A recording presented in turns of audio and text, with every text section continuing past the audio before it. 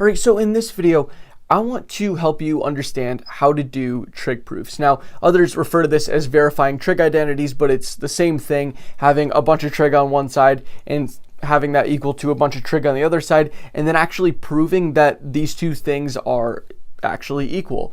So I want to talk about, first off, why we actually do trig proofs. All right, I know that this is a seemingly meaningless topic, right? I know a lot of students in my pre-calc class really struggle with this topic, and I think a big reason why is because they just didn't have any motivation to do it. Why are we actually doing this, right? So I want to talk about why we do it, and then I also have some examples of trig proofs. I have 25 that we're going to go through, and that's just going to help you get the intuition for, when you look at a trig proof, what are some things that are going through your head? What are you thinking about? What are the different possibilities? So without further ado, let's kind of get into the first thing here, and that's why we do trig proofs, okay? Now, trig proofs actually is a fairly large unit in pre-calculus, and the reason why we do trig proofs is basically just to get some intuition as to how you can move trig functions around and different things that you can do with trig functions, right? In 7th and 8th grade, you did a lot of like one-step, two-step equation stuff, right? You worked with that with like x as your variable, or and you got used to moving x around, wherever, and kind of manipulating it to do what you want it to do. So basically now we're doing that exact same thing, but we're doing it with trig. And there's a lot of different things that you can do with trig that you can't necessarily do with just your variable x, right? We have these double angles, half angles, different identities, all that stuff. And we're going to be going over that before we get into our problems. The reason why we're trying to get used to manipulating trig is because you're going to use that for the rest of the time that you're in math. This may be the last math class that you take, but if it's not, you're still going to be using trig. I am up to, the current class I'm taking is ordinary differential equations, okay? So I've taken, after pre-calc, I took AP Calc, and then I took Calc 2, Calc 3, linear algebra, okay? Now I'm on ODE, okay? And I've used trig, and I've used these identities in every single one of those classes. Okay, so they are important, and being able to manipulate that is essential, and that's why this is such a big unit. Okay, so now that I've kind of gotten through that, let's get into what we're going to actually be doing in this video. Okay, so you see that I have an overview listed here. So the first thing that we're going to be doing, and I have timestamps for all this stuff. The first thing I want to do is review the trig identities. I kind of want to just take you through the different identities, which are important, which you may never see, different things like that. And then I have the timestamps for each of the different, 5 problem sets. So we have the red is problems 1 to 5, and that's kind of the intro stuff. Then we have the intermediate problems, we'll get a white thing. So yeah, hard, and then we have very hard, and then we kind of have like a mix. And then we're going to wrap it up at the end. So let's start going over some trig identity stuff, okay? So we're going to be using 8 groups of identities to help us solve these trigonometric proofs. Now, a quick note, you may use less, you may use more, depending on your class, but I'm going to show you the trig proofs the trig identities that I had to use when I was in pre-calc, and hopefully, and that will be similar to what you used. You may have, like I said, you may have to use less, you may have to use more. Okay, so, and you usually have a sheet that you can, you have all these identities in front of you. You usually don't have to memorize them, but it helps to memorize some of them. So I have here that there's only 2 groups that you really should remember, and I'll get right into those. And the reason for that being, it really does help with intuition. So you kind of think about, okay, I can use this identity if I make this manipulation, different things like that. So the first thing is one of the identities that you should remember, and that's the quotient identities, okay?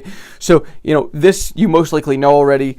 Tangent of theta is equal to sine over cosine. You have cotangents, just 1 over tangent, so it's cosine over sine. You have cosecant being 1 over sine, and secant being 1 over cosine, okay? If you remember these, it really will help you, especially to just be more efficient when you're going through a problem like that. You can also see more possibilities you can think of more possibilities right off the bat. Moving on, we have Pythagorean identities. Okay, so this is the sine squared plus cosine squared equals 1. And definitely trying to remember these helps too, because most of the trig proofs that you are going to deal with, I'd say a good half, may involve a Pythagorean identity. Okay, and real quick, if you're having trouble remembering these, because I know like everybody remembers this one, but not everybody remembers these guys.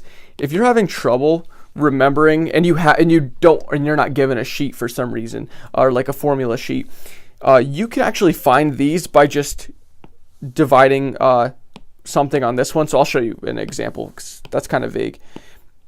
You can get this tangent squared identity by just dividing this guy by cosine squared on each side. If you do that, you get, this is tangent squared theta, cosine over cosine is 1, and you get 1 over cosine squared, which is secant squared. Okay, so you can find all these, and then for cotangent, you can just divide by sine everywhere. Okay, and you'll get, it's the same idea. Okay, so if you have to remember those and you're not given a formula sheet, that's a great way of doing that. Just less work for you. Now we move on to the negative angle identities, which I don't see used too often. So, not really. And this is also something that you can find yourself by just kind of thinking about it for a little bit. If you have, for cosine, you have ASTC. If you have some cosine, all right, you have some angle, actually, I'll say that, right? You have some angle, okay? And instead of that angle, you're doing the negative of that angle, okay? Sorry, that's not a good picture. We'll do negative of that angle, okay? If you take the cosine of that negative angle, it's still going to be the same. It's still going to be the same value. You don't have to negate it because cosine is positive in the fourth quadrant. Okay, so that's the whole idea there. Moving on, we have the addition and subtraction identities. We'll come back to that. We'll probably have to do one of these like once or something, but yeah, these, just use the formula sheet. Same thing with the sum identities. You'll probably never see them. If you do, then you have the formula sheet for that. You have product identities. These, again, same exact thing as the last two groups. You just have two trig functions being multiplied together. You'll probably not have to use these. So moving on. So now we come down to the double angle identities. Now, these are definitely a lot more important than the last three that I showed you. We're going to be using these a lot. So, for instance, sine of 2 theta, that comes up a lot. So, basically, what the idea with double angles is that you'll have, like sine of 2 theta. You'll have double that angle as like the, what's in the parentheses, we call that the argument of sine, okay, or the argument of whatever trig function, tangent, cosine, whatever, okay? And you can, instead of having that 2 in front of there, you can make it into just that regular theta, okay, by using an identity. So you, instead of having 2 theta, you just end up with theta by using these identities. So sine of 2 theta, that's really big to know. And then cosine of 2 theta, there's 3 of these.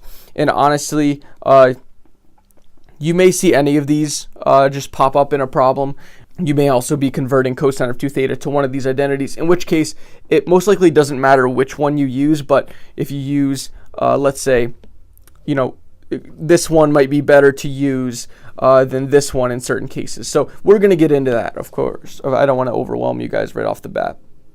And you have half angle identities. We're not going to be using these too much, but they are definitely very important. When you have, instead of having double the angle, you have half the angle, and you use these identities to get that angle back. So now let's move on to our first trig proof problem. Okay, so we have sine of theta over tangent theta equals cosine theta. Now, to get these two sides equal to each other, I wrote a little note. I said when you don't see anything obvious, like you don't see any obvious identities to use, or that you could move things around to use, convert everything to sines and cosines. Okay, so converting to sines and cosines can definitely really help you out. Okay, and you see here that we have a sine theta and a cosine theta, but we can still convert this tangent theta into sine and cosine. Okay, so let's get right to that. We have sine of theta, and this is going to be over sine of theta over cosine theta. Okay, and because that's what tangent is, right? Sine over cosine. So we get cosine of theta. Okay, and remember what we can do when we have like a fraction and a fraction. Okay, this is kind of the same thing as, and I think you guys will, you guys should know this pretty well already. But when we have a fraction divided by a fraction, we do the state change flip thing, right? So this becomes a multiplication symbol, and then these two guys just switch around. Okay, so now you have that, okay, and these cancel, and you get cosine theta over 1, which is just cosine theta. Okay, so you get cosine theta is equal to cosine theta, and there you go. So that's the first problem, and that's done. Okay, so it's pretty easy when you get something like that, and you just have to make one quick switch, and you've solved your identity, or you've solved your trig proof. Okay, so now we're going to get into, we're going to have a couple more of these kinds of problems, and then we're going to get into some tougher stuff. Okay, so let's do problem 2. Okay, and by all means, definitely try to try these problems yourself. It really will help you, and you can see where you get stumped, different things like that. Okay, so if I kind of already have my note here, but I said again, you have no obvious identities to use. You don't have anything squared. You don't have double angles. You don't have half angles. You don't have anything like that. So what we're going to do here is we are going to convert to sines and cosines. Okay, so we have a tangent x that we're going to write as sine of x over cosine x. That's going to be over secant. We're going to convert to sines and cosines, which secant is just 1 over cosine of x. Okay, and we set that equal to sine of x.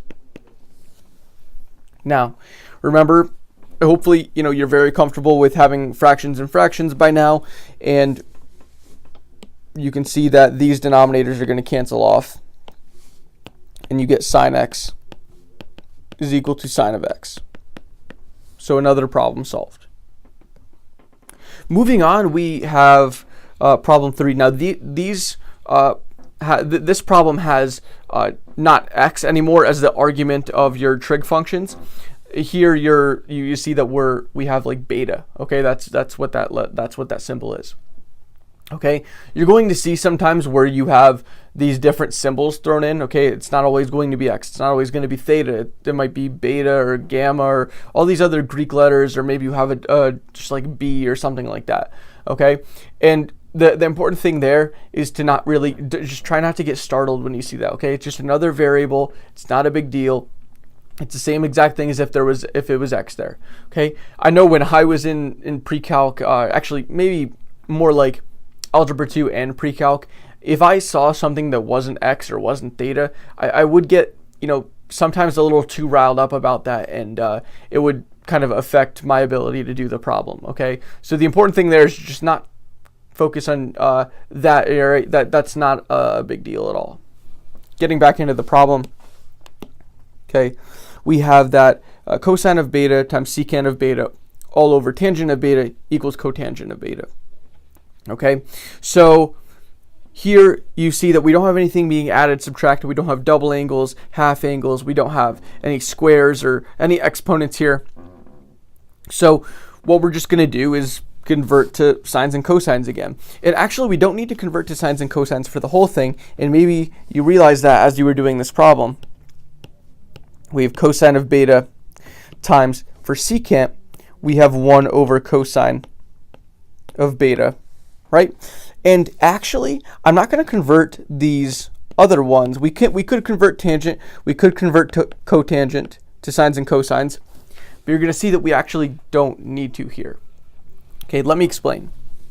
So the cosines cancel off here, and we get 1 over tangent of beta equals cotangent of beta. Now remember, 1 over tangent is actually equal to cotangent. We know that, right? So we can just write cotangent of beta equals cotangent of beta, and there you go.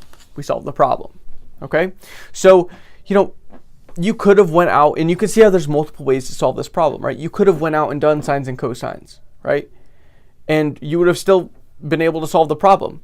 But seeing something like that, having a little more intuition, which I'm hoping that to help you develop in this video, it helps you get the problems done even faster, okay? It helps you recognize immediately how to solve a problem, right? That's what I want to help you build up in this video. Moving on. In problem 4, we have cotangent of x times secant of x all over cosecant of x equals 1. Okay? Try this one on your own, but I'll give you one guess as to, what we're actually going to be doing. If you guessed converting into sines and cosines, you're absolutely right. We know that cotangent is cosine of x over sine x. Okay? And we can multiply that by secant x, which we know is 1 over cosine of x. And we'll put that all over 1 over sine x, which is cosecant x. Right?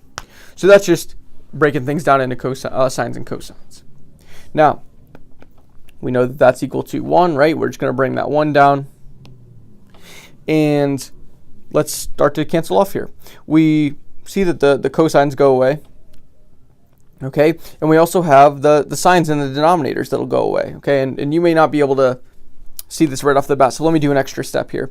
If we cancel off those cosines, we get 1 over sine x over 1 over sine x is equal to 1. You have the same, and the reason why we know that these are equal, this is 1 right here. You can do that one of two ways. First off, you can see that it's the same thing, like it's like 2 over 2, right? It's the same thing over itself. Okay, or you could just put the sign up to the this sign up to the numerator here. Okay, and there you go. You get sine over sine, which is 1. Okay, so you can write 1 equals 1, and that's it for that problem. Okay, another thing that you could have done if you're a little better with this sort of stuff is you could have just canceled off the signs here, and then you have 1 over 1, which is 1, and you get the answer there. But if you didn't see that right off the bat, that's absolutely fine. Moving on. We have that, I'm going to use gray here actually, just to separate this from the actual problem. We have tangent of y over cosecant of y equals secant of y minus cosine of y. Okay, so, take a step back. Look at this problem. Okay, what are you thinking here? Okay, should we convert to sines and cosines? We see this subtraction here. How are we going to handle that? Is there any identities that we can use other than quotient identities? Just converting sine to, basically the quotient identities are just breaking down into sines and cosines. That's what they're good for. Okay, coming back to the problem. I don't really see anything else to do here other than use sines and cosines. Okay, we can write tangent of y as sine of y over cosine of y, and then put that over cosecant of y is 1 over sine of y. Okay, so that is going to be equal to, now secant of y is 1 over cosine of y, and cosine of y, we just keep that. Okay, so now we can simplify a little bit, right? We have this ginormous fraction right here, which we can simplify down to, well, we have that this sign will come up to, sorry, I need to highlight that when I say it. This sign will come up to the numerator, right? So we get sine squared of y over cosine of y, and that's going to equal 1 over cosine y minus cosine y. Okay, so we broke down this into sines and cosines, okay, but now we didn't solve the problem, so what do we do next? Looking at this problem, what do you think?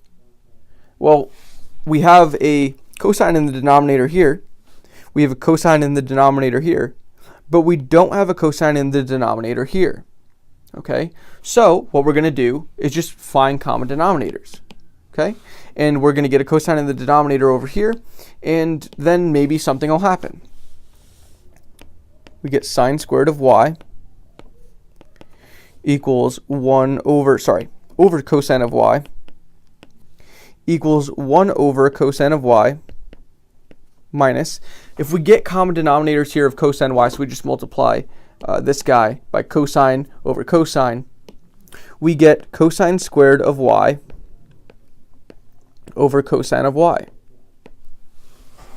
Now when you get to a point like this, the denominators can just go away, okay? Because they're all the same. So we just have sine squared of y equals 1 minus cosine squared y.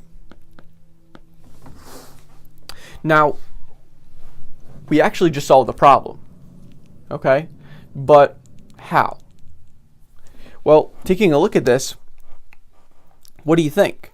We have, if you are thinking a Pythagorean identity, you're absolutely right, right? You can see here that we can get sine squared plus cosine squared equals 1, okay? Or you can just, so I'll write that out, sine squared plus, and I should write the angles too. I don't want to bring bad habits to you guys. But if you subtract this to the other side, we have sine squared y equals 1 minus cosine squared y. Okay, so we can just rewrite this sine squared y over here, or actually we can rewrite 1 minus cosine squared y as sine squared y, okay, because they're equal to each other, and that's how we can show that they're equal. Now, I'm not sure if your teacher, your instructor, whoever, is going to want you to show like what identity you're using. So if that's the case, then you can just write like via Pythagorean identity. And you might have to state the identity. I don't know. I mean, I don't know if we really had to do that when I was in pre-calc, but if you do, we use the Pythagorean identity. That being the Pythagorean identity of that sine squared plus cosine squared is 1. Moving on to the next problem here, problem 6. Now, this problem is very similar to number 5, okay? So if you want to give this a shot on your own, I definitely would recommend it, and you're going to, hopefully see all the same thoughts go through your head that should have went through your head in the last problem. Okay? So, assuming that you've tried the problem, okay? And let's get into this together. Okay? Cool. So, we have cosine of v all over secant v sine v equals cosecant v minus sine v. All right, so what do we do here? Well, as we just did in the last problem, the only thing I can really see to do here is just break down into sines and cosines. Doing that, we get cosine of v over 1 over cosine of v, and it's going to be multiplied by sine of v, and that's going to be equal to 1 over sine of v minus sine of v.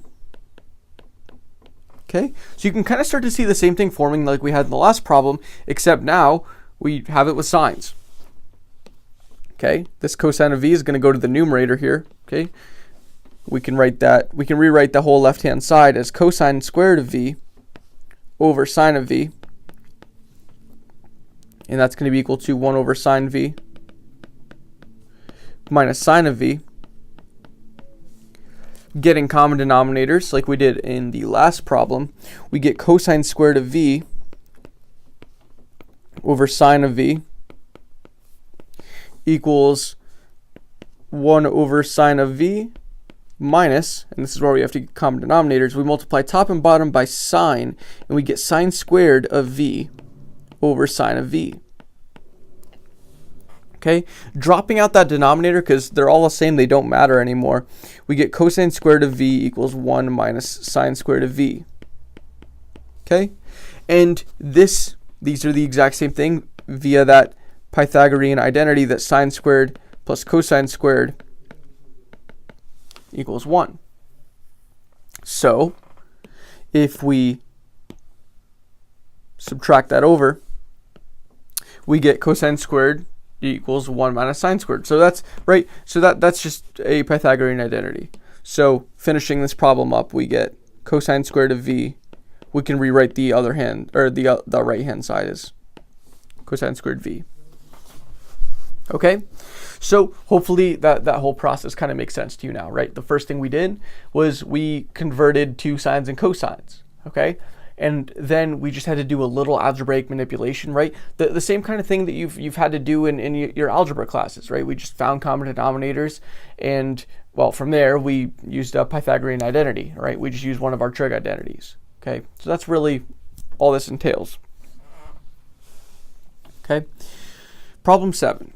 Okay, we have now some negative angles getting thrown in here. We have cosine of negative x minus sine of negative x equals cosine x plus sine x. Okay, so is this something that's true? Now, if you're not given a formula sheet here, not a big deal. Okay, cosine of negative x, remember how we drew the diagram before if you sat through me explaining the identities. Okay, and we have that the whole all students take calculus thing, or however you want to remember that. Okay, and if we have some angle theta, okay, if we take the cosine of that angle, it's going to be the same exact thing as if we took a cosine of that angle if it was negative, right? So negative theta.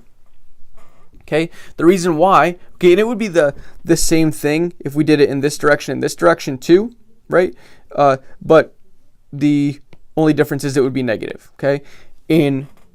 For cosine, it's not going to be negative, okay? Because cosine is positive in the fourth quadrant.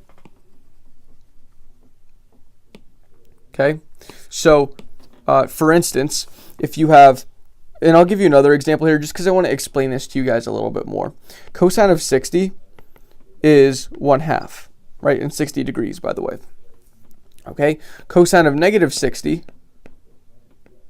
degrees is going to be still 1/2, right? Because this is cosine of negative 60, right? That's just the same thing as saying cosine of 300 degrees, right?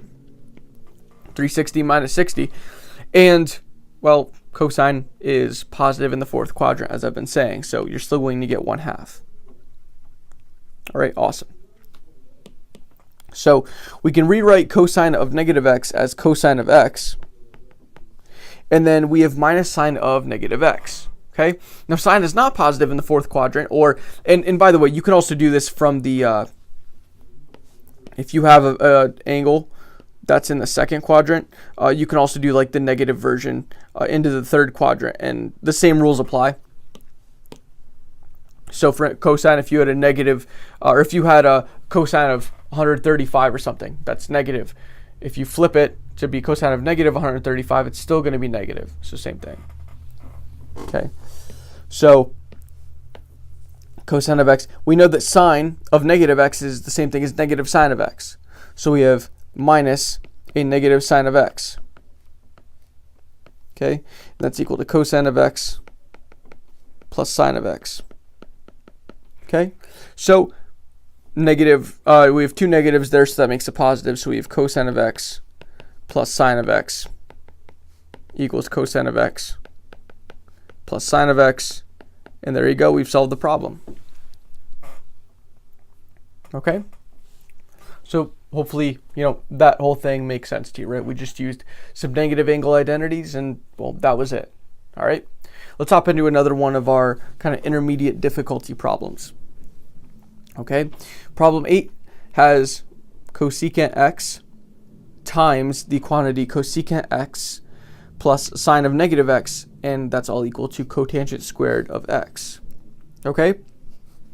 So looking at this problem, okay, let's take a step back. I really haven't had you guys take a step back too much, so I really want you to think about this here. Okay? Now we have a cotangent squared of x. Okay, we have a cotangent squared of x right here. And there's a couple things you can be thinking looking at that cotangent squared of x. You can be thinking, oh, the Pythagorean identity for cotangent squared, right? That's in one of them. You may not remember exactly what it is. You may have a formula sheet that you can look at for it. But we have cotangent squared of x plus 1 equals, I believe it is cosecant squared of x. That's what it is. Okay, that's one of the things that you can be thinking, okay? And you can also be thinking, okay, well, that's the same thing as cosine squared over sine squared, right? So, maybe some of those things are going to have to come into play here. Okay, but looking at this problem, which side is going to be easier to manipulate into the other? Well, on the right-hand side, we just have cotangent squared. But on the left-hand side, we have something big that we can simplify down into something, well, hopefully cotangent squared, right? So let's try to work on that left-hand side a little bit. If we do that, we distribute that cosecant through. We get cosecant squared of x plus a sine of negative x, okay? That is the same thing as negative sine of x, okay? And we have to multiply that by cosecant x. And that's equal to cotangent squared of x. Now, you can simplify this, okay? And how do you, well, what do you guys think? How are we going to simplify this? Well, we don't have to break the whole thing down into sines and cosines, but we very well could. Okay, that's something that we could do here, but it'd probably make it a little more difficult for us. The only thing that we want to break down into sines and cosines would be this cosecant of x. The reason being, and this is the reason why I want you guys to know these quotient identities, right? Cosecant squared of x minus sine of x, we rewrite cosecant of x as 1 over sine of x. And we set that equal to cotangent squared of x. The reason why I went through and did this is because now those signs are going to cancel off. And we're left with cosecant squared of x minus 1 equals cotangent squared of x. Okay, now these things are equal because of that Pythagorean identity that I mentioned before. We have cotangent squared of x plus 1 equals cosecant squared of x. Okay, you just plop this guy over here. Well, actually, let's not do that. Let's plop this guy over here, which would make it a negative. Okay, and we have exactly what we have right here. Okay, so solving this for kind of proving this once and for all, we get cotangent squared of x equals cotangent squared of x. And now we have proved both sides equal to each other. We've solved the problem. Okay? So, that's why knowing your quotient identities and your Pythagorean identities are so important, right? That gives you, at the start of a problem when you look at it, those are some things that can be going through your head. Okay, I can do this and this and this, okay? It's kind of like chess, right? It's a combination of moves that help you solve a problem. Okay? Problem 9. We have sine of x plus cosine of x, and that quantity is squared. And we have that equal to 1 plus 2 sine x cosine x. Okay? So there is a couple things that, you guys could be thinking here. Okay? And assuming that you have tried this problem on your own, you may have recognized 2 sine x cosine x is the same thing as 1 plus sine of 2x, right? Or, well, this whole thing is the same as 1 plus sine of 2x. Okay, because that's just a double angle for sine right here. Okay, and if you didn't recognize it, that's not a big deal. That's something you will be able to recognize over time. Okay, but really what I think you should try to do here is, instead of worrying about that double angle, because you're not going to need it for this, you could use it, but honestly, I don't think it'll help you. You can distribute on the left-hand side here. Okay, and that should be another thing that might be going through your head when you start this problem. So if you have sine of x times sine of x, you'll get sine squared x. If you have cosine of x times cosine of x, you'll get cosine squared x. Okay? And then when you multiply the terms by each other, you'll get, sine of x times cosine of x is, we'll just write that as sine x cosine x, and then we'll have another one of those. Okay, and well, since I ran out of room, well, I'm just gonna quote that I'm only writing down the left-hand side right now because we got to simplify this down. Okay, so looking at that, did you notice anything? Any way we can simplify this? Well, of course we can combine like terms, right? But there's another thing that we can do. Let's take a look. So we have our two like terms, right? We have sine x, cosine x. We have another sine x, cosine x. So we know that we can rewrite that as a 2. Oops, that's the highlighter. We can rewrite that as a 2 sine x, cosine x. Okay, but what about this sine squared x plus cosine squared x? Well, we know from the Pythagorean identity that this is equal to 1. So we can rewrite this as 1 plus 2 sine x cosine x. And sure enough, the other side is 1 plus 2 sine x cosine x. Problem 9 is now solved. Okay, so in that problem, there were a couple different things that were going through our head, right? We saw that 2 sine x cosine x. You may have thought, okay, well, that's a double angle. Okay, you may have looked at your formula sheet for all the different, or maybe we'll call it the identity sheet, right? And was like, okay, well, we could use an identity here, right? And you could still simplify this to be 1 plus sine squared x, or sorry, sine of 2x equals 1 plus sine of 2x. You could do that, but it doesn't really help you at all. Okay, and that might be something that you would have noticed. You're not sure how to get, by looking at the problem, you're not sure how to get the left-hand side equal to having, sorry, let me rephrase that. You're not sure how to get the left-hand side to contain a sine of 2x by looking at the problem originally. So in that case, we just decided to distribute the left-hand side and see what we got. Okay, so those are the kind of decisions you're going to have to make when approaching a trig proof. Let's move on to problem 10. Problem 10 says that we have sine of x plus cosine of x, and that quantity is squared. We have that over sine squared x minus cosine squared x. We have that equal to basically almost the same thing, except we have a minus here instead of a plus, which we had on the other side. So it's kind of the same fraction but flipped, and then we have some sign changes. Okay, so what's the first thing you guys are thinking here? Okay, well, you may be thinking some distribution, right? We have these things that could be FOILed out, right? We also have an identity here. We have the sine squared x minus cosine squared x, and we have that here as well. Okay, and we know that's cosine of 2x, so we could simplify there.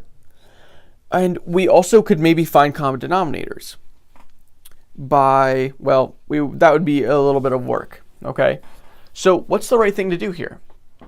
Well, I mean, there's a couple different things you could probably do here. You could try to find common denominators. It's going to take a very long time, but you could do it.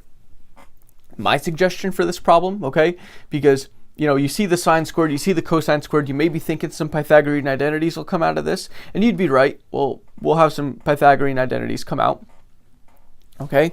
But this is something that you could try to just cross multiply, okay? You have two fractions that are equal to each other, cross multiply. If we multiply these two terms, we get sine of x plus cosine of x squared times sine of x minus cosine of x squared equals, then we just have a sine squared x minus cosine squared x times a sine squared x minus cosine squared x. So actually I could have squared that. Let me rewrite that.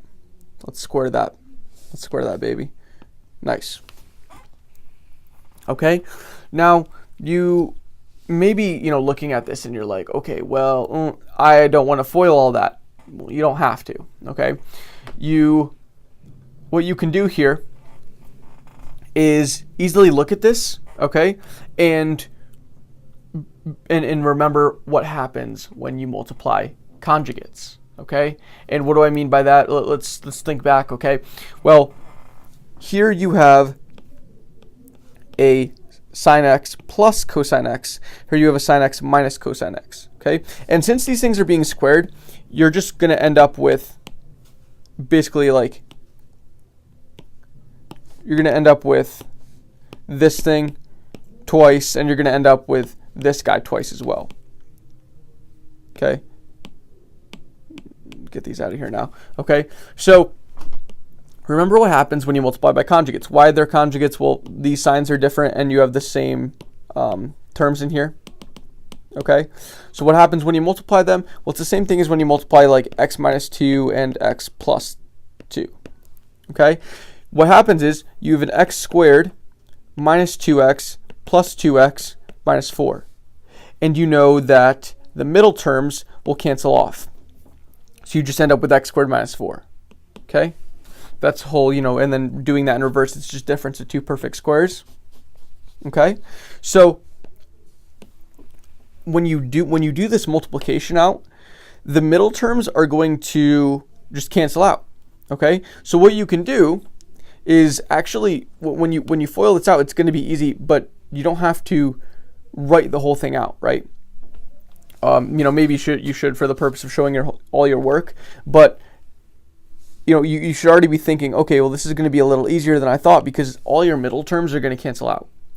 Okay, if we multiply just, you know, sine x plus cosine x times sine x minus cosine x, so I'll just kind of write that out so you guys can see what I'm seeing.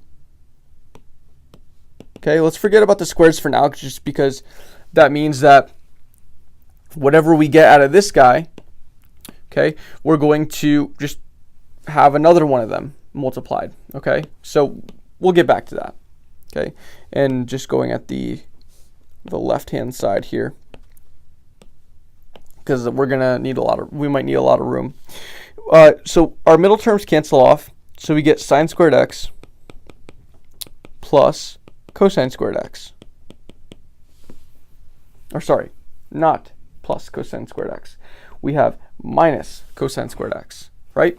Because you have these two terms that will multiply to be sine squared x, and you have these two terms that will multiply to be negative cosine squared x. Okay, so basically, since you have like these things being squared, you're gonna have to do another set of that, right? So you're gonna have this thing over here as well. Okay, so what you're gonna have is another sine squared x minus cosine squared x. Okay, and this is also why it pays to have an iPad. So if you have like any tablet or something, you can just write and move things around. That's how I take all my notes for college. So you know, if you're in pre-calc right now, you may already be in college, or you may be getting close to college. So I would definitely recommend something like this. But anyways, getting back to what we're talking about here.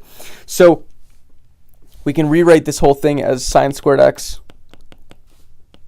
minus cosine squared x, and we square that. Okay, and well, that's equal to our right-hand side, right? Our right-hand side was right over here. Okay, so that's equal, and we've solved our problem. Okay, and just to say that this is not the, okay, how can I, okay, I want to make my work a little neater. So this portion right here was just the left-hand side, okay, but I brought back down the right-hand side as well, RHS, the right-hand side. I brought that back down right here, okay, so that's what happened if you didn't immediately catch that, okay. So, you know, before we get into problem 11, that's kind of what we're doing here, okay. So, you know, you really need to look ahead. Okay, think of all the different possibilities of what can happen, and then just go and execute, right? And you may fail at sometimes. Like making this video, scripting this video, I definitely found a couple times where I was in a dead end using one technique and I had to switch to another. Okay, it happens to everybody. It happens to me, and I've done this for years. Okay, so it's not a big deal. You just try something different. Okay, and you know, doing these more and more, you're going to run into less and less dead ends because you get experience with this kind of stuff. Okay. Let's move on. And by the way, right now, we've already done 10 problems, so if you want to just take a break for like 5 minutes, it's going to help you get a lot more focused when you come back to the video. But here's problem 11. we have sine x cosine x plus sine y cosine y equals sine of x plus y times cosine of x minus y. Okay, now which of these do you think is going to be easier to simplify? Well, actually, I think we should expand the right-hand side. Okay, that's what I think we should do here. And the reason why is because these are identities. Okay, these are the, let's see if I can, I'll just write these out right now. We have, okay, we have, just doing the right-hand side here, we have that sine of x plus y is the same thing as saying sine of x cosine of y plus cosine of x sine of y. And we have cosine of x minus y is the same thing as cosine of x cosine of y plus sine of x sine of y. Okay, and I'll give you a second to finish writing that down. Okay, so all we need to do is just multiply these things together. Okay, so actually, I'm not going to take the whole thing here. Let's take this guy. Okay, and actually I'm going to shrink it down a little bit so I can fit the other one. Paste that guy. Nice. Bam. All right. And what we're going to do here now is we're just going to honestly FOIL this out. Like, I don't see a better way of doing this. There may be a better way of doing this, but I think that this is kind of just going to be something we got to go with here. Okay, so multiplying the first two terms, we get sine x. We have a cosine squared here and a cosine, or sorry, a cosine y and a cosine y. So that's going to be a cosine squared y. And we get a cosine x. Okay, we have plus, we'll do this term plus this term.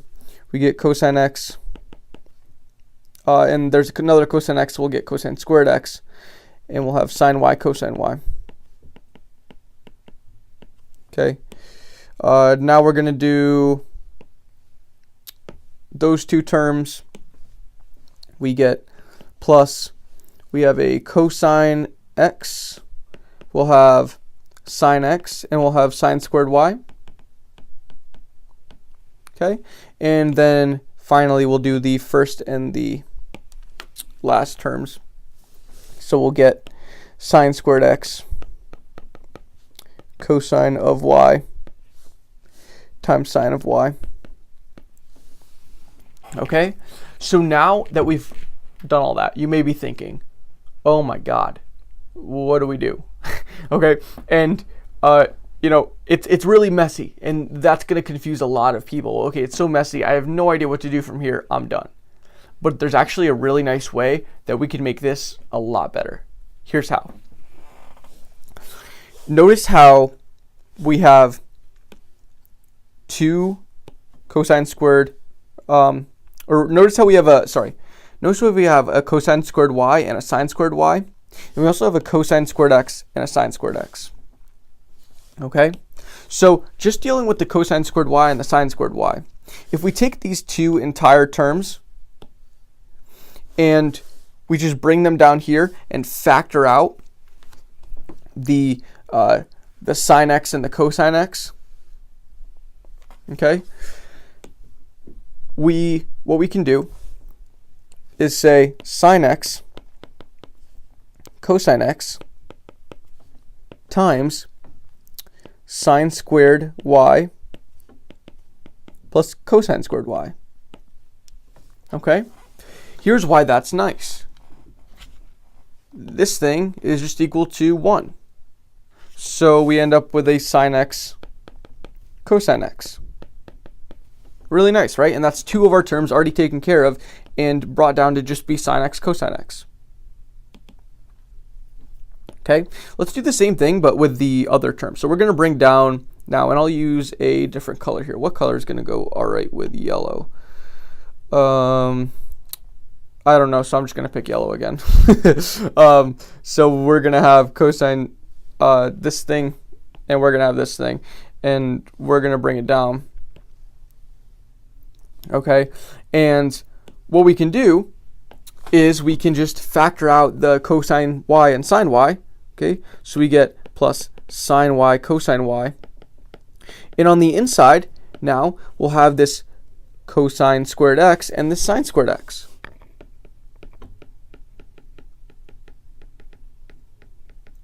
Perfect. This thing is just 1, right? Because of our Pythagorean identity. So we just have sine of y times cosine of y. Perfect.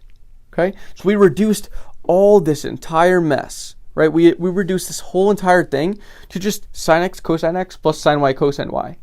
Okay? And that's really nice. So let's see what that left-hand side was. And oh, well, it was the same thing. Okay? Well, that's really nice.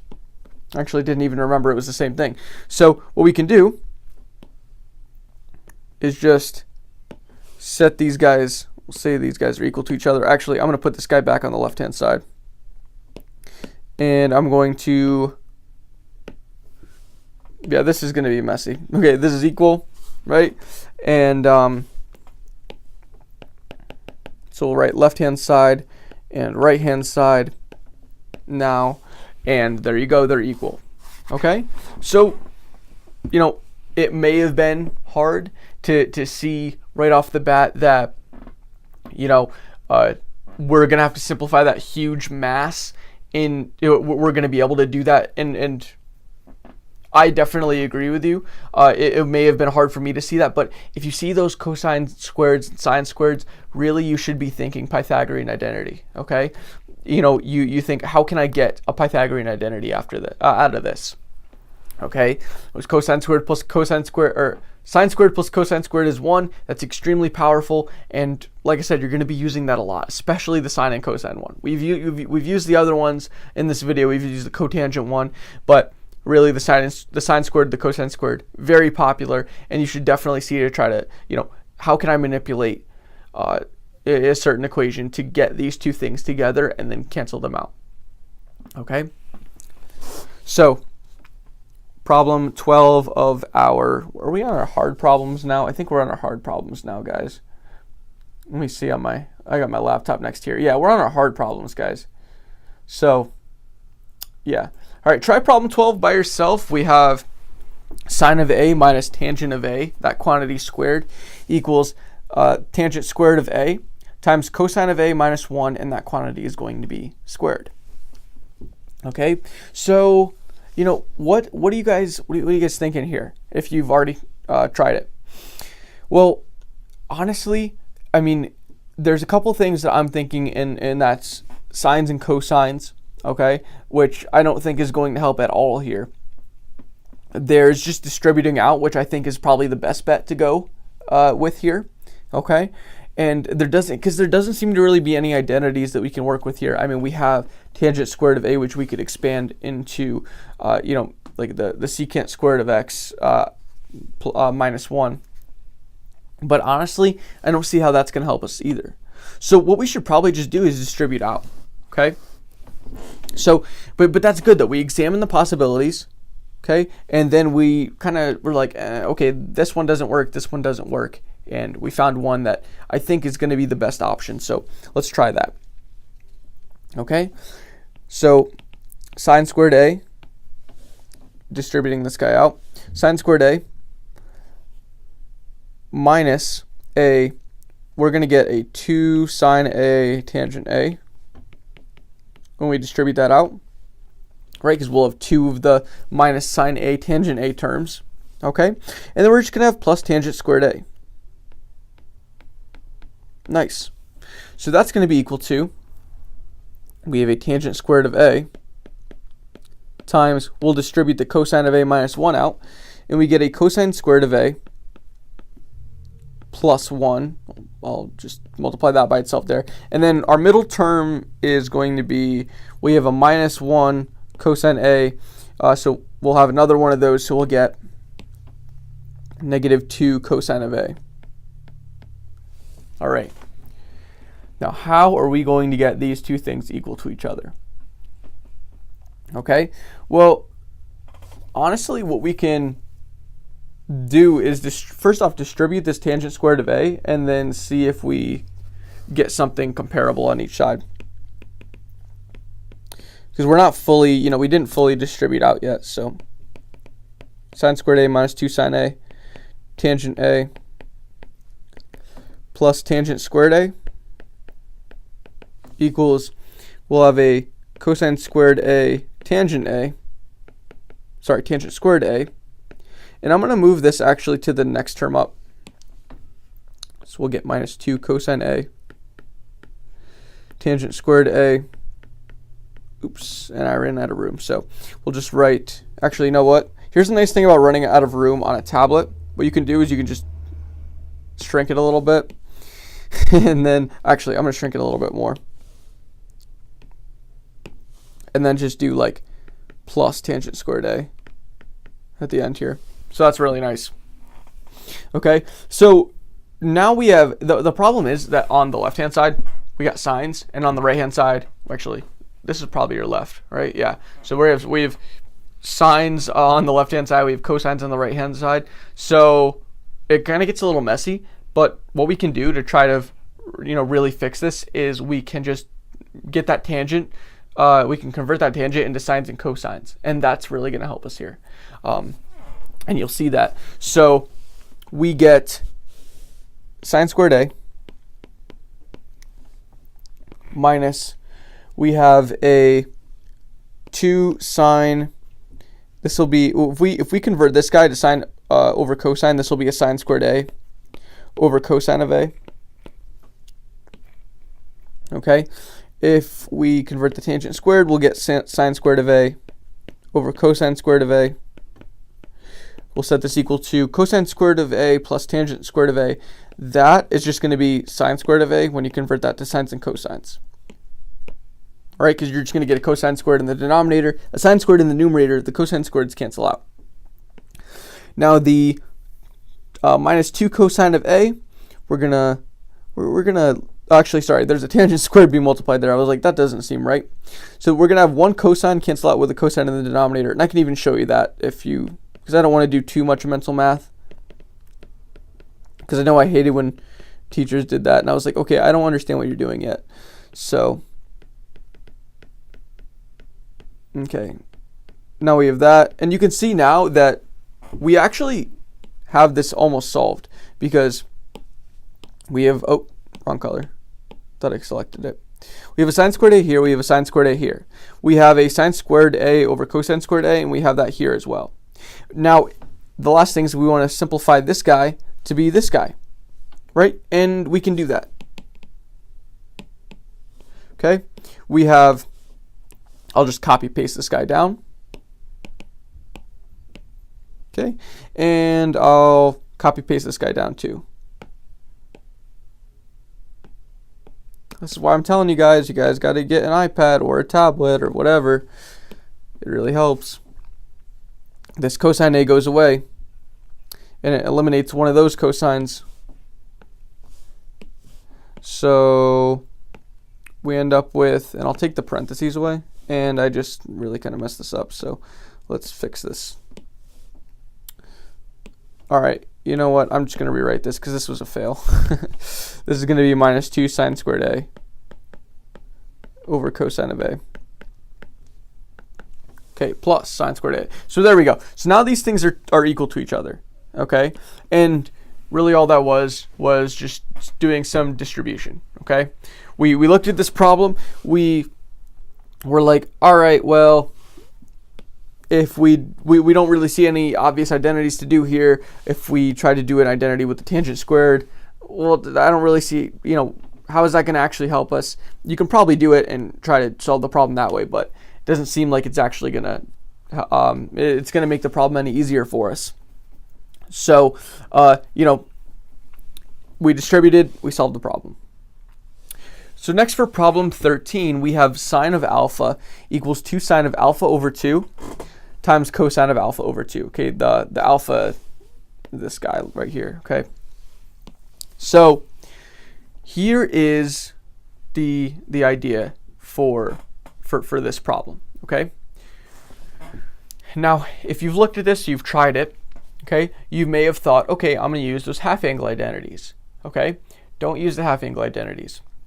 I'm telling you right now. Now, you can, right, but it's just going to make more work for you, okay?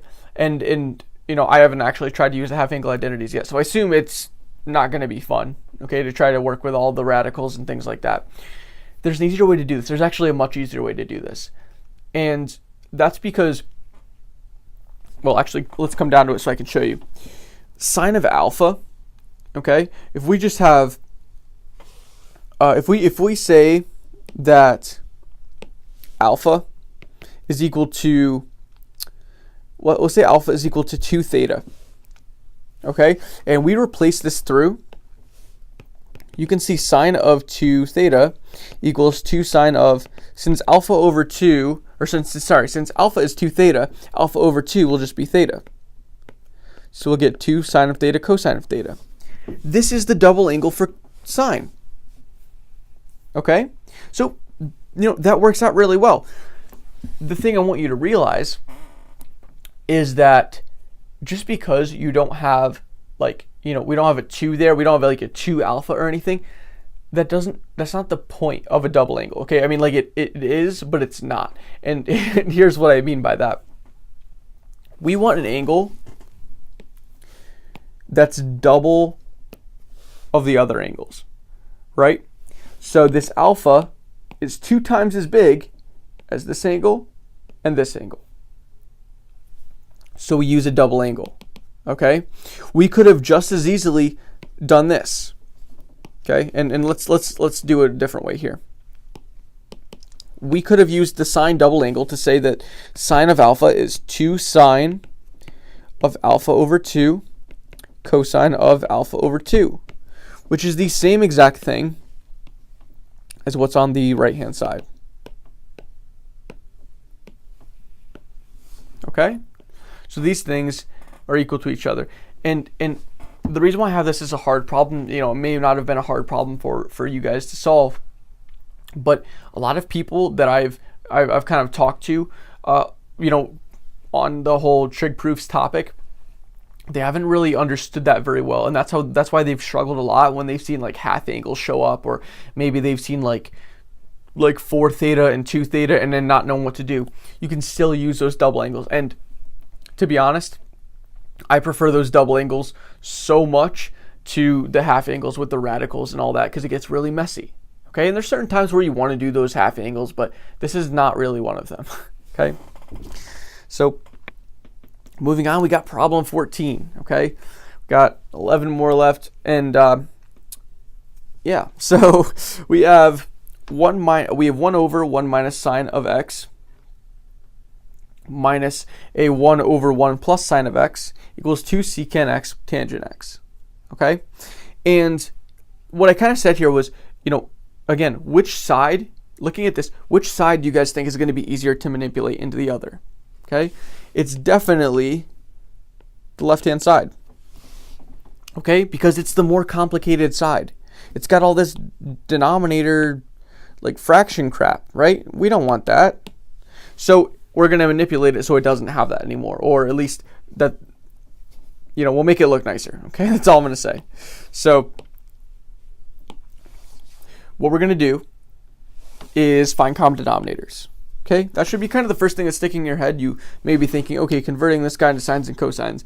But if you do that, you just end up with, you'll end up with like a 2 sine theta over cosine squared theta, and that's nowhere near what you have on this side. Okay, so that's why you don't want to play around with the right-hand side right now.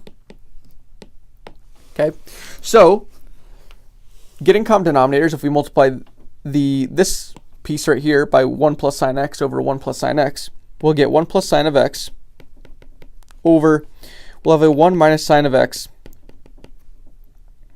over 1 times 1 plus sine of x. Now the thing about this is that, you know, again, we have 2 conjugates here being multiplied, right? We have a minus and a plus, and these are like the same things right here, and here, and here. Okay, so what that means is that the middle terms, when we FOIL this out, are going to cancel out. So what we can do is we can just multiply this guy by this guy and this guy by this guy. Okay, that may be obvious to some of you. It's not going to be obvious to everybody. It definitely wasn't obvious to me when I was in pre-calc. So I want to make sure that you guys all are familiar with that. If we go and do that, we're going to get a 1 minus sine squared x in the denominator. Okay, so that's 1 minus sine x times 1 plus sine x. Minus sine x times plus sine x is going to be negative sine squared x. Okay, so multiplying the next one by a 1 minus sine x, you're going to get a 1 minus sine x over, you have a 1 minus sine squared x again in the denominator, and that's equal to 2 secant x tangent x. Nice. So now what we can do is simplify this a lot more, okay? And the reason why we can do that is because, well, what's that denominator? 1 minus sine squared x. Oh yeah, that's cosine squared x, right? That Pythagorean identity that keeps coming up, and I tell you, right, that's going to come up a lot. So knowing that identity is really, really going to help you. Okay, and that's what you should honestly start thinking, that every time you see a square, okay, think Pythagorean. Is that something that we're going to be able to do? And here it is. Okay, so we get a 1 plus sine x. I'm going to combine the numerators here. So we have a 1 minus sine of x here. And that's going to be over cosine squared x, right? This is cosine squared x. This is cosine squared x. And remember, when I actually just showed you, just kind of manipulating the right-hand side quickly, we had a cosine squared x in the denominator. So we're in a pretty good direction here.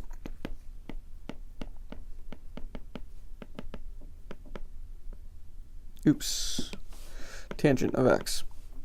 Okay, so now if we were to mess around with this guy a little bit, we want to actually combine like terms here. We can take away the parentheses, put a plus sign here, okay, because it's just going to be a negative 1 and then plus sine x. So combining like terms, we just get the 1's cancel, so we get 2 sine of x over cosine squared of x equals 2 secant x times tangent x. Okay, so you can do one of two things here. You can start manipulating the right hand side and put it into 2 sine x over cosine squared x, just because breaking things into sines and cosines are pretty easy. But you can also manipulate the left hand side to be the right hand side still. Okay, and just for the sake of showing you a bunch of different tools that you can use, let's show you converting sines and cosines the other way into secant, tangent, cotangent, cosecant. We're going to get a 2 times, we're going to break apart this fraction into sine x over cosine x and 1 over cosine x. Okay, and if we do that, we end up with 2. This is going to be tangent x, secant x, and that's equal to 2, and we'll just reverse the order so they're exactly the same. There you go. So now they're equal. Okay, so that manipulation can work both ways. All right, but the important thing here was starting off by getting common denominators, recognizing that the denominator is cosine squared. If you wouldn't have done that, this problem would have been much harder, and while I'm sure you probably still could have solved it, it would have been a lot. I think it would have been a longer process. Okay, I'm not sure on that, but I'm leading to believe it's leading me to believe that would have been a much longer process.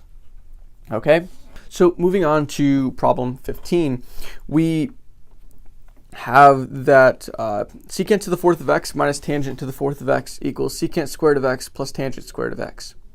Now, this may seem difficult because we have 4's in the exponents, but actually it's not really that much. It's not any worse than the other problems that we've been doing in the yellow section. Okay, and I'm going to show you how. Okay, so what I honestly want to do here, because I don't see any obvious identities that we can use, I'm just going to convert this to sines and cosines. And by that, I mean not doing that, because that's not right. 1 over cosine to the fourth of x minus sine to the fourth of x over cosine to the fourth of x equals 1 over cosine squared of x plus sine squared of x over cosine squared of x. Okay? So, now we're at a point here where we can do a couple different things. Okay? We can find common denominators because we can just multiply the right-hand side by cosine squared over cosine squared. We can combine each side into one fraction each and then cross multiply. There's a couple different things we can do, and honestly, it doesn't matter what you do. You're still going to come up with the same answer. And that's if the both sides are going to be equal to each other. Let's just try getting common denominators because that's something that we've been doing, and I think that's something you're going to have to do a lot. And that's not getting common denominators. I say one thing and I do another thing. What's going on? So we're going to keep the left-hand side the same because we just, we have the cosine to the fourth of x in the denominator, and that's all we need. But we're going to change the right-hand side to be, well, we're going to multiply by cosine squared x over cosine squared x and get that cosine to the fourth of x in the denominator. So we get a sine squared x cosine squared x over cosine to the fourth of x. Nice. So now the denominators kind of drop off, right? Because they're all the same. And we just end up with this guy. Okay? So, well, what do we do? Well, what we can try is just factoring out a cosine squared here. If we do that, we get 1 minus sine to the fourth of x equals cosine squared of x times a 1 plus sine squared x. Okay? And, well, there's not really, I mean, we did that, right? But it didn't seem like that really did anything for us. But it did, and there's one more thing that you have to see in order for this to kind of make a little more sense. And this isn't something that we've done yet. Well, actually it is, but it's not something we've done with a 4 in the exponent yet. Okay? What we can do is we can factor this. Okay? We can do difference of two perfect squares. Okay? We factor it into 1 minus sine squared x times 1 plus sine squared x. And this is equal to cosine squared of x, 1 plus sine squared x. Now, if you didn't understand that, don't worry, I'm going to explain it, okay? This is the same thing as if we had a x squared minus 1, and we factor it to an x minus 1, x plus 1, okay? Instead, we have it kind of switched, so we have a 1 minus x squared, in which case the factors are just 1 minus x, 1 plus x. So it's the same idea, they're just flipped. And now we have a 1 minus x to the fourth, in which case we just get like a 1 minus x squared and a 1 plus x squared. Okay? And then you can factor this guy further to 1 minus x, 1 plus x. Okay? And there you go. You can factor that all the way. But, that's the whole idea of difference of two perfect squares. When you don't just have a square, you have like a 4 in the exponent. Okay, the reason why this was helpful though is that the fact that now the 1 plus sine squared x cancels out, and you're left with 1 minus sine squared x equals cosine squared x. And this may not, I mean, like, okay, well, what are we supposed to do with this now? But this is a Pythagorean identity, right? This is cosine squared x plus sine squared x equals 1. So we're in the clear, okay? We can just write that cosine squared x equals cosine squared x, and if you have to give a reason, well, it's the Pythagorean identity. And you can kind of show that by, drawing out the whole sine squared plus cosine squared, and then doing, like subtracting sine squared x on each side, and you can do that. But yeah. So that's how we end up solving this. All right. So before we move on to the much harder problems, in my opinion, you can take a break. Take another break, okay? Because those problems did take quite a while. Okay, and then, come back to this. Okay, I like to do, Pomodoro sessions when I study. So I'll do 25 minutes of focused study and then 5 minutes of a rest period, kind of just to stand up, stretch out, So if you want to do that now, I definitely recommend it because, I hate being cooped up in a class for an hour and a half at college. It's terrible. So if you want to take a rest, and we're going to get back into things here. Okay, so definitely really try to give these next few problems a try before I explain them to you, because I think it's really going to give you a really good indicator of where you're at. Has this video helped you so far? Like are you starting to understand the material more? Okay, if you're still finding yourself struggling a little bit, that's to be expected. Okay, these are harder problems. Okay, but at least maybe jot down some ideas of what's going through your head looking at the problem, and we'll see if maybe one of those things we're supposed to actually start off by doing, or is it something that we can start off by doing. Okay, so that's some of the first things that you should be doing looking at these problems. We're going to move on to problem 16 here, and we have cosecant of beta equals 1 plus tangent squared of beta over 2 all over 2 tangent of beta over 2. Okay, now you're going to get tripped up if it'll be a lot easier to get tripped up if you try to convert these beta over 2s. I'm not certain on that, but doing 2 half angle identities is definitely going to be more difficult than doing 1 double angle identity. Okay, in most cases. Okay, so we have a cosecant of beta, but we don't have a double angle for cosecant of beta. No matter, we can just do 1 over sine of beta, right? We get 1 plus tangent squared of beta over 2, and we get 2 tangent of beta over 2. Okay, and now we can use the double angle for sine. Okay, we don't need sine of 2 beta, we can just have sine of beta, because what this will do is reduce it to 2 sine of beta over 2 cosine of beta over 2. Okay, and this is equal to 1 plus tangent squared of beta over 2 over 2 tangent of beta over 2. Now, there's one more thing you kind of have to really recognize as an identity before you finish up this problem. Okay, and we're actually very close to done. Like, it may not seem that way, but we are. Okay, the reason why I call this very hard, by the way, is because there's a couple different things you have to recognize identity wise, right? You have to recognize that you can either use 2 half angles or you can use one double angle. I prefer the double angles always, so that's why I'm using that. But you have to recognize another Pythagorean identity here. Okay, you have 1 plus tangent squared of beta over 2. You can rewrite that as secant squared of beta over 2. Okay, that's not something like a lot of people think to do right off the bat. Okay, because when you do that, you get secant squared beta over 2 tangent of beta over 2. And from here, it should be like pretty clear what you should do.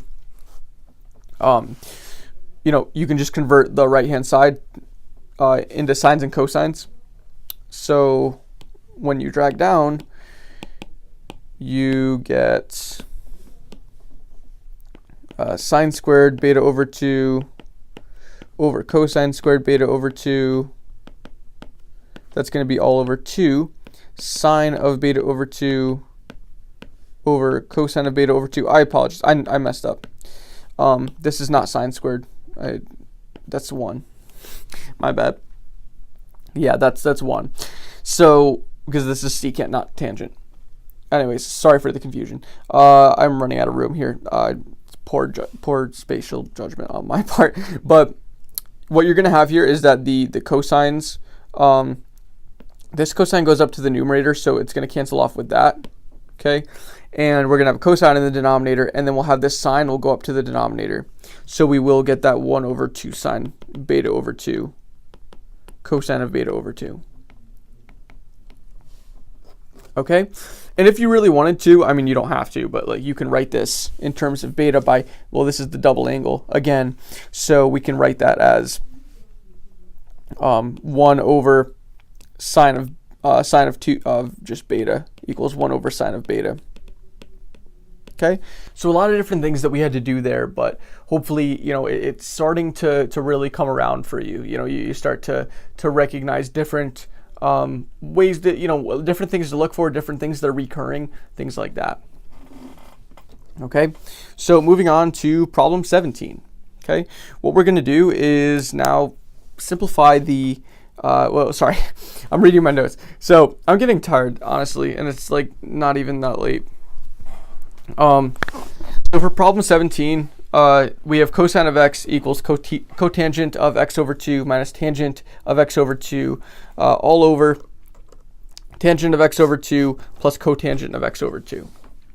Now, looking at this problem, which side are we going to deal with first?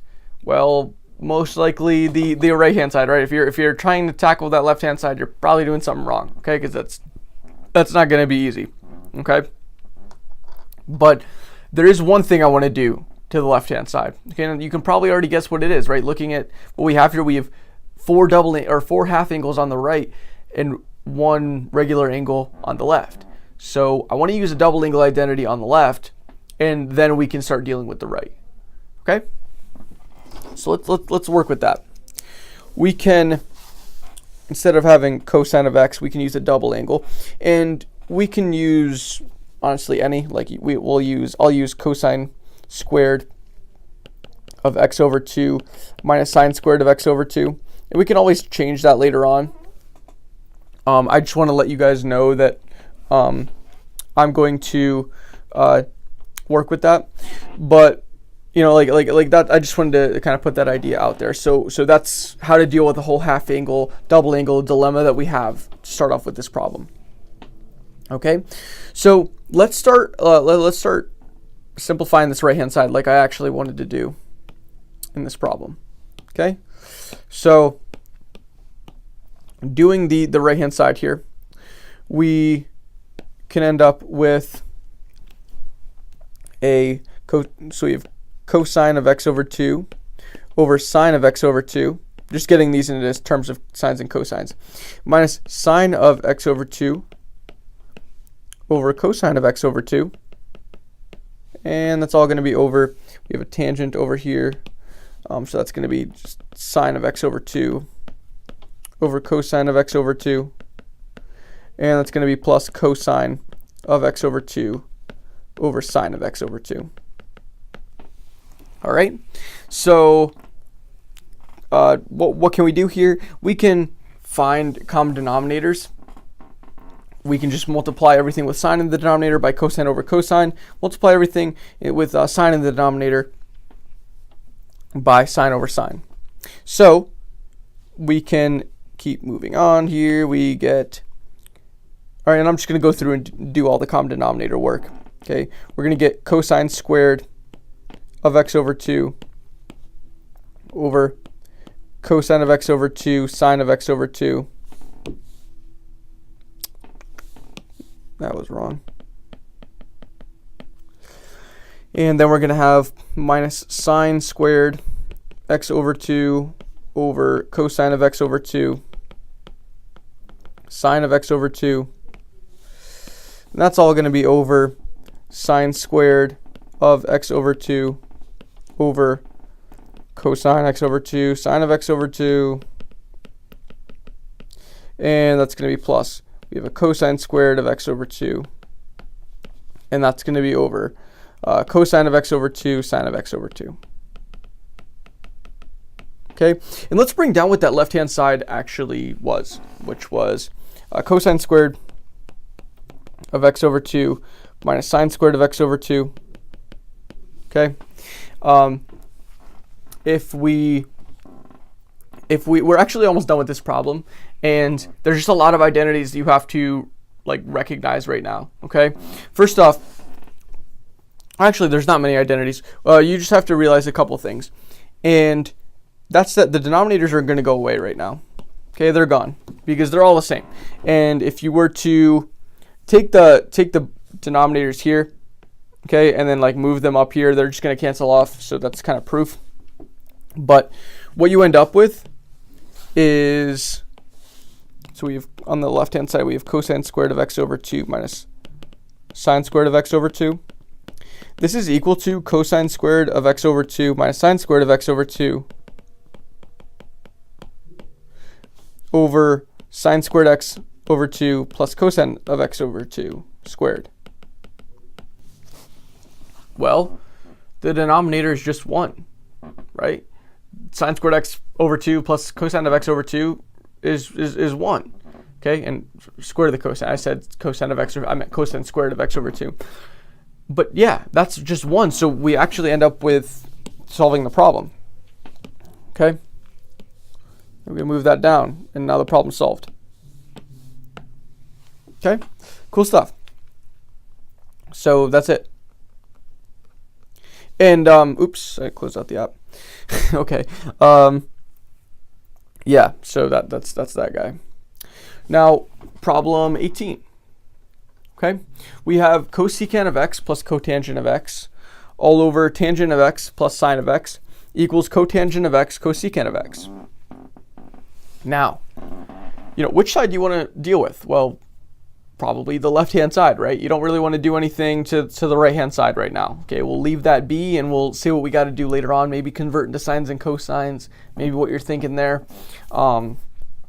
We can, and what else could we be thinking here? Well, we have that cosecant of x that we can convert into like a 1 over sine. We have the cotangent of x that we can convert to, cosine over sine. So we can break these things down into sines and cosines, but there's really no other identities poking us to use. So we'll start simplifying these guys by expanding them, which is a weird thing to say.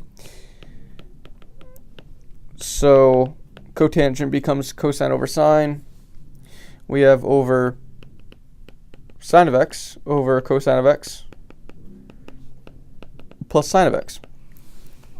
Okay, now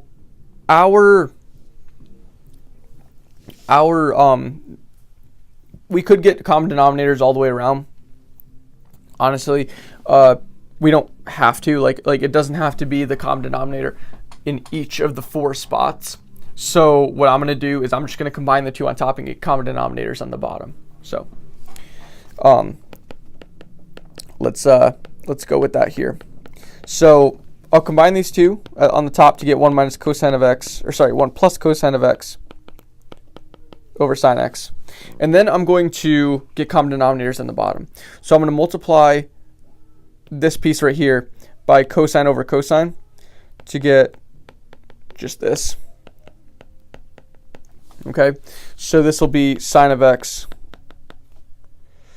plus sine of x cosine x over cosine of x. And that's going to be equal to cotangent of x cosecant of x. Okay, so you might be thinking, what do we do now? Okay, well, it's actually, we're getting a lot closer to being done. Okay, and there's only a couple more things that we got to do first, and then we'll be good. Okay, so what we're going to try to do here is, honestly, we're just going to simplify this into 1 fraction. And how we're going to do that is by just flipping it, right? So we're going to do 1 plus cosine x times cosine x. And that's going to be over, we have, in the denominator, we'll have a sine of x and a sine of x plus sine of x cosine x.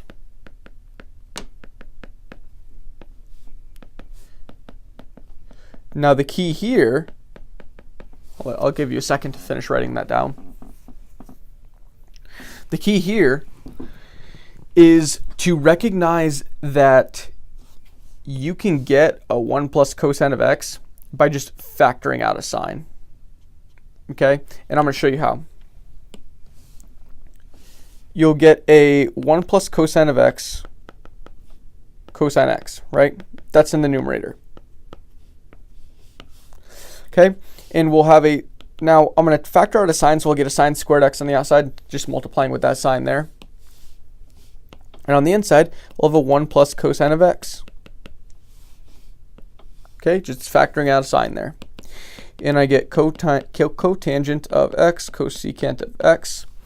And, well, the reason why we did that is just to cancel out these guys here. Okay, and we end up with a cosine of x over sine squared x. Now we're almost done. I think, honestly, the only other thing that we'll do is just put the cotangent cosecant into terms of sines and cosines. So we'll get a cosine of x on the top, and then since cotangent has a sign in the denominator, cosecant has a sign in the denominator, we'll have a sine squared x here.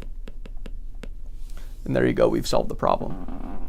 Okay, so these are why I have these as like very hard problems, right? It's because there's a lot of different things that you should try to recognize. Okay, the first thing was that we had to get common denominators.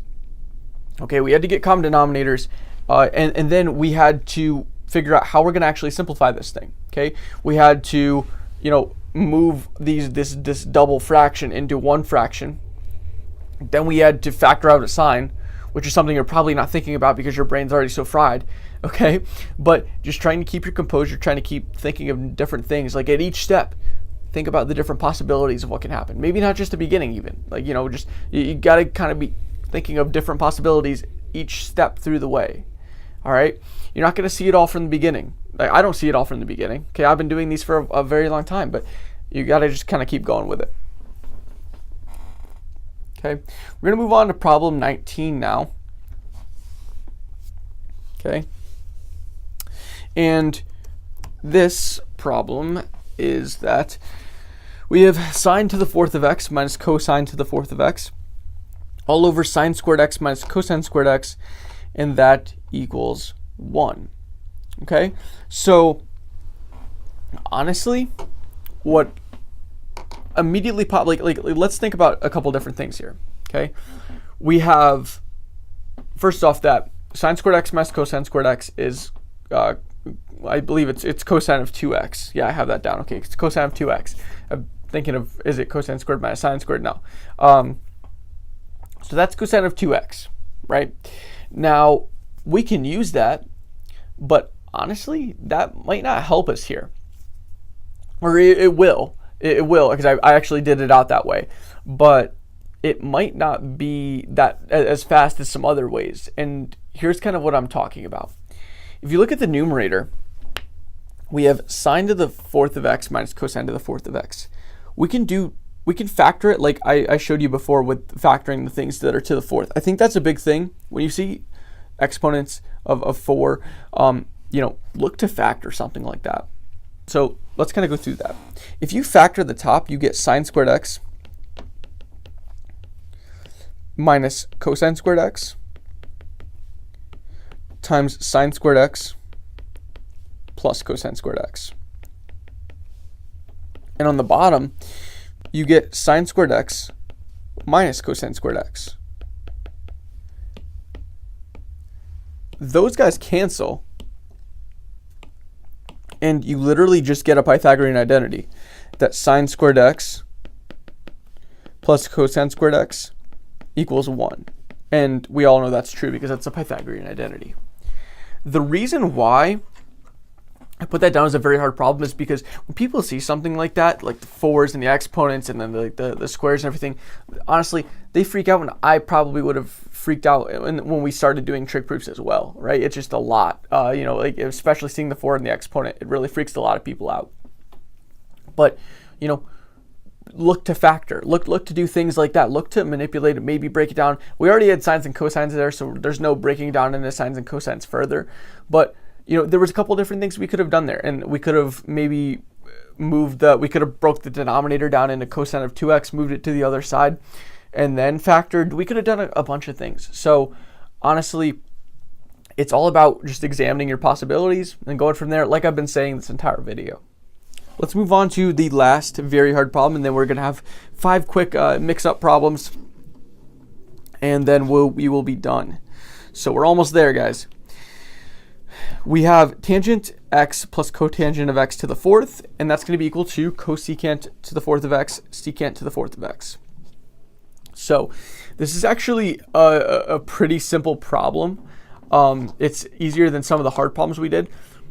It's just like less steps, but you got to realize why. Okay, you see the 4 in the exponent, and the biggest thing, of course, like I've been saying, don't freak out.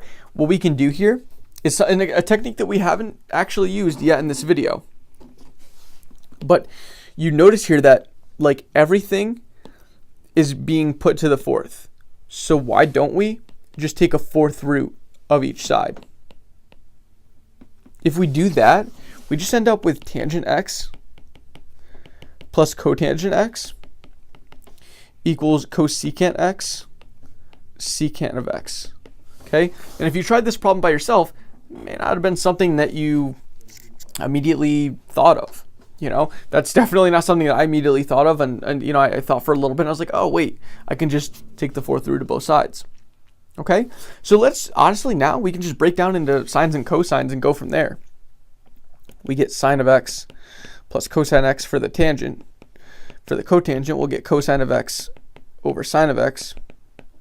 And then on the other side, cosecant x plus times secant x is, well, just going to give you 1 over sine x cosine x. Okay? So, you know, here's a little thing with the intuition. You can probably already see what's going to happen. If we get common denominators here, we're going to get a sine x cosine x, and then we'll get sine squared x cosine squared x here, which is just 1. Okay, and I'll even show you that. So that's kind of the intuition that I'm talking about. I can already see that, right? I can already see that that's going to happen, and that's something that took a little bit of practice to do. If we get common denominators here, we're going to get sine squared x over cosine x sine x plus cosine squared x over sine x cosine x. And, well, that's going to be equal to 1 over sine x cosine x. And we can verify that because we can drop the denominator out, and we get sine squared x plus cosine squared x is 1. And we know that's true because that is a Pythagorean identity.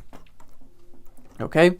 So, you know, it's like seriously, it's just recognizing this every time, okay? Here, we just took a fourth root of both sides, and then we went from there, okay? We converted into sines and cosines, and that was it. We're done, okay? So, like I said, recognizing all the possibilities. Let's take a 5-minute break here, and then we can resume with the mixed problems, then we'll be done. Like I said, I recommend 5-minute break because we've probably been going for another half hour or maybe longer, and it's a good time now to just take a quick break, and then we'll get back into the rest. Assuming that you've already taken that break, we're going to hop right into the next problem here, problem 21. Okay, and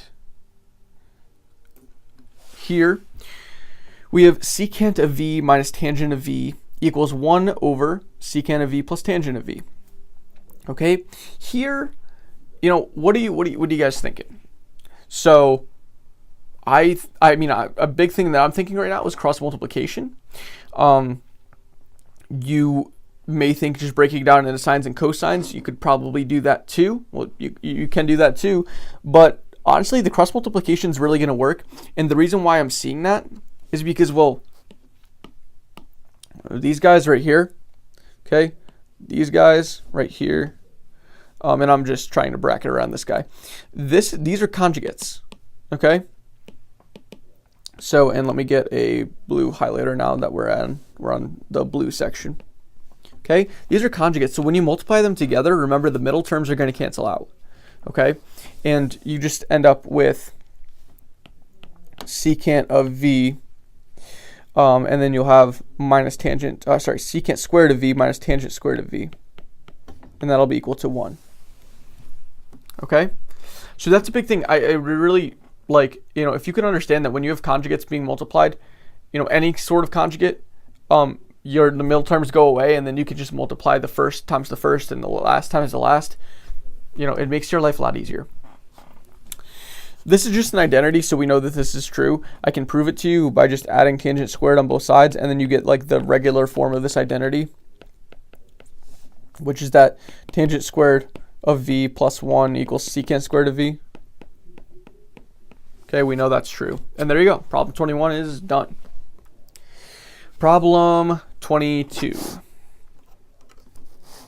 So for problem 22, we have that tangent squared of u minus sine squared of u is equal to tangent squared of u sine squared of u. So the first thing that I thought of here was to factor. Okay, was to use the difference of two perfect squares on the left-hand side. Okay, and if we use it on the left-hand side, we get, tangent of u minus sine of u, and then we have a tangent of u plus sine of u. But I don't really think that helps us here at all. Okay, so I thought of some other things and I actually went through and tried to do that, and I was like, yeah, that's not going to give us anything. So and it's kind of like trial and error, right? So what I'm thinking is honestly just simplifying to sines and cosines. We do that, we get sine squared of u over cosine squared of u minus sine squared of u, and that's equal to sine squared of u. Actually, it'll be sine to the fourth of u on this side, because we'll have a sine squared coming out of the tangent, and we'll have a sine squared already over there. Okay, we'll have a cosine squared of u in the denominator, and now all we have to do is just get a cosine squared in the denominator here to get common denominators. All right, we go through that. We get sine squared u over cosine squared u minus, we'll get a sine squared u cosine squared u,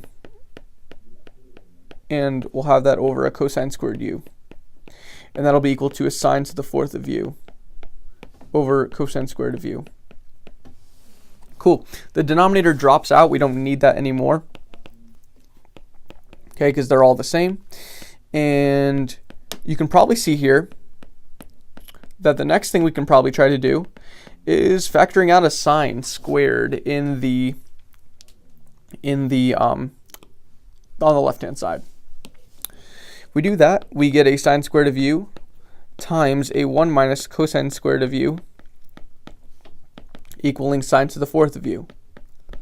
And if you've kind of been through this whole video, you've kind of started to develop some intuition, you can see that the 1 minus cosine squared of u would have to be a sine squared of u for this to be sine to the fourth. But it is, right? That's the Pythagorean identity that we've been using this whole entire video. We'll get sine squared of u times sine squared of u is equal to sine to the fourth of u. And of course, sine to the fourth of u equals sine to the fourth of u. So we're done with the problem. All right, and actually, sorry, I'll give you a second. I feel like I haven't been giving you guys enough time to write things down the entire video, so I apologize for that. For those of you that are still with me here. Okay, so that is the idea here. So get kind of a recap of what we did. We converted into sines and cosines after deciding that factoring was probably not a good idea.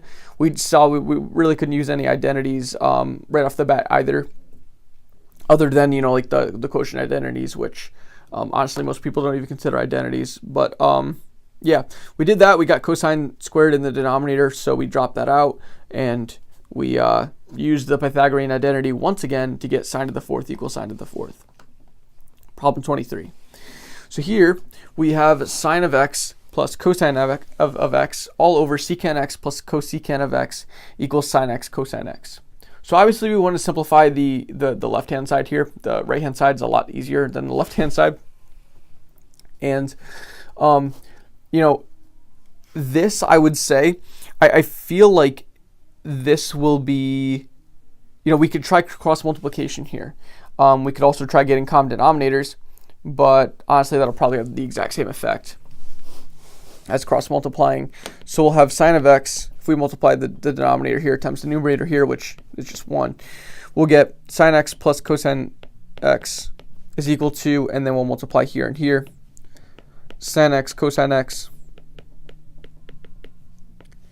times secant x plus cosecant x. Okay, and now, I mean, we can just, the only thing here that I would do now is just like convert these guys into cosines and sines. So we get this whole thing. You know, I'm just talking about not giving you guys enough time to write, and now I'm just going through and then like copy pasting, so I feel bad. Terrible person. So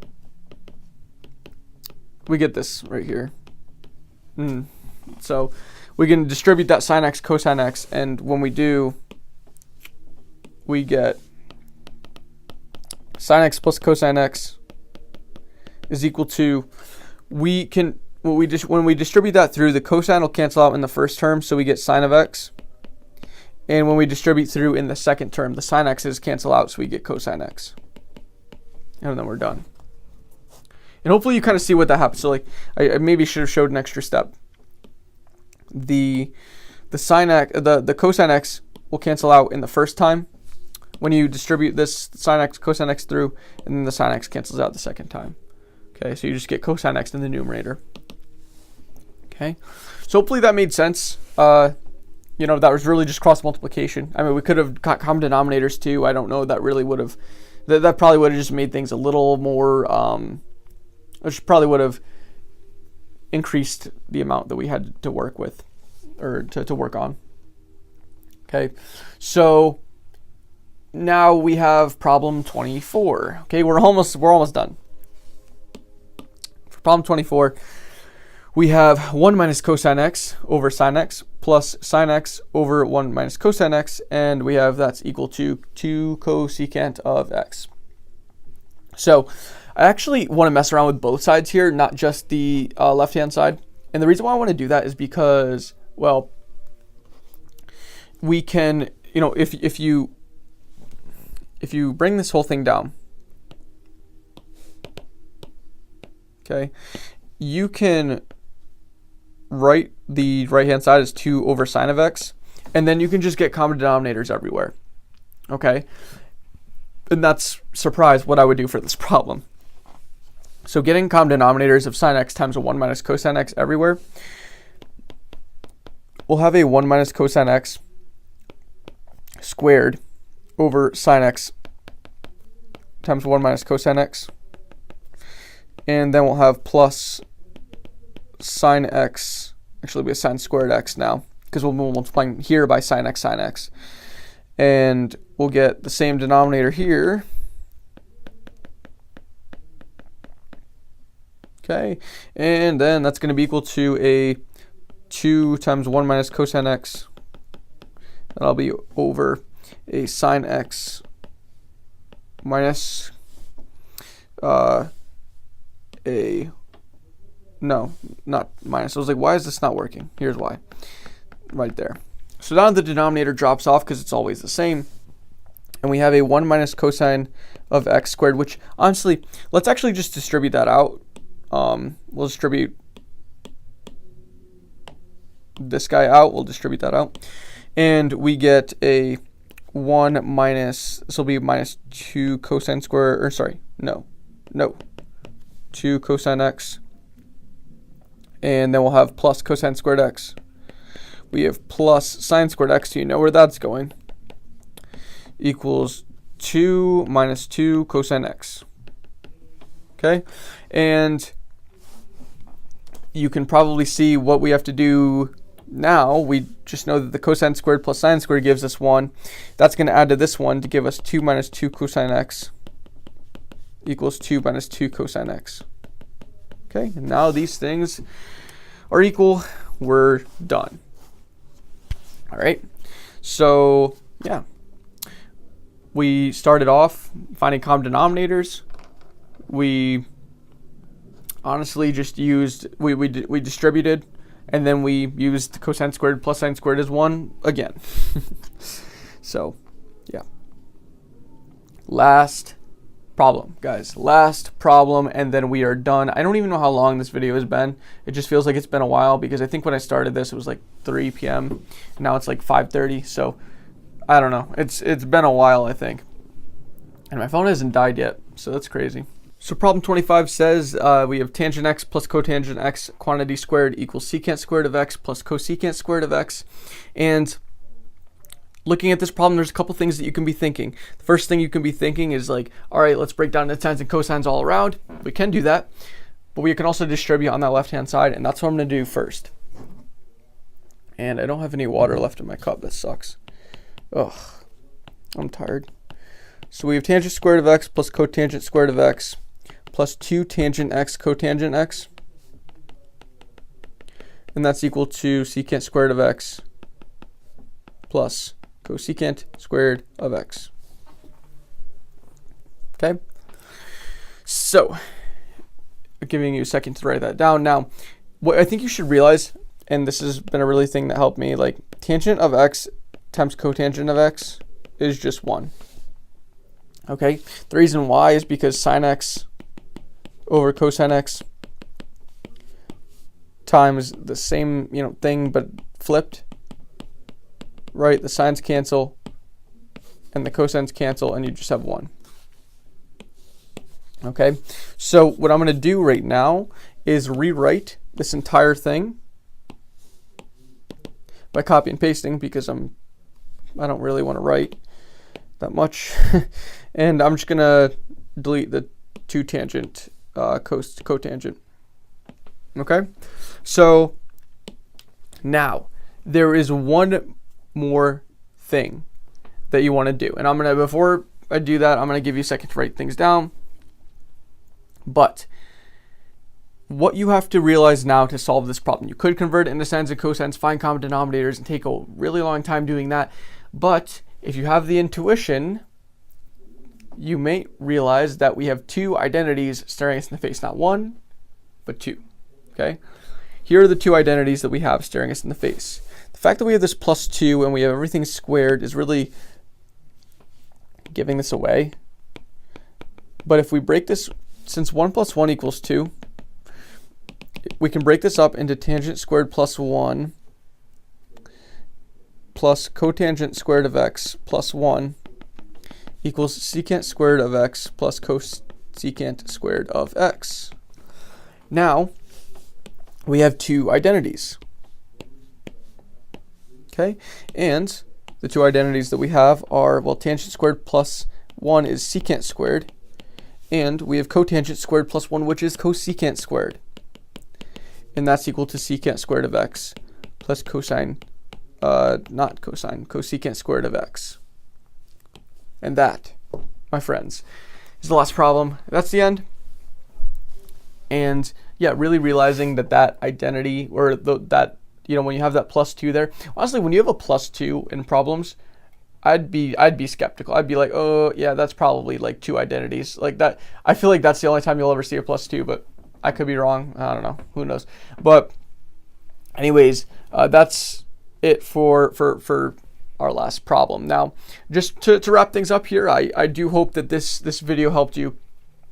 I really put in a lot of hours on it, so subscribe for more content. I'm going to be posting more tutorials on this channel, a bunch more. So, and also I'll have a final review out for pre-calc. I'm not sure when I'll have that out by. Hopefully by the end of this semester, which I am in the spring 2019 semester. So that is so hopefully for the end of the 2018-2019 school year. All right, so I'm also thinking about doing a pre-calc course. I'm also working on a Calc 1 course now. So is that something that you guys want? If so, leave a comment in the comment section down below. It's a good idea, and you should support me on Patreon. This took a long time to make. I'm tired, and you should follow me on Instagram. And the reason why that is because then you can DM me and send me pictures of what you're working on and different things like that, like if you're having an issue or something like that. So I'll put my my @ in the description down below. And if you have any questions, you're having any troubles, you can just DM me and we'll try to figure things out. I know I'll be getting a lot of DMs, so I'll try to get to you when I can. Okay, but anyways, that's gonna do it for this video, and yeah, I'll see you next time.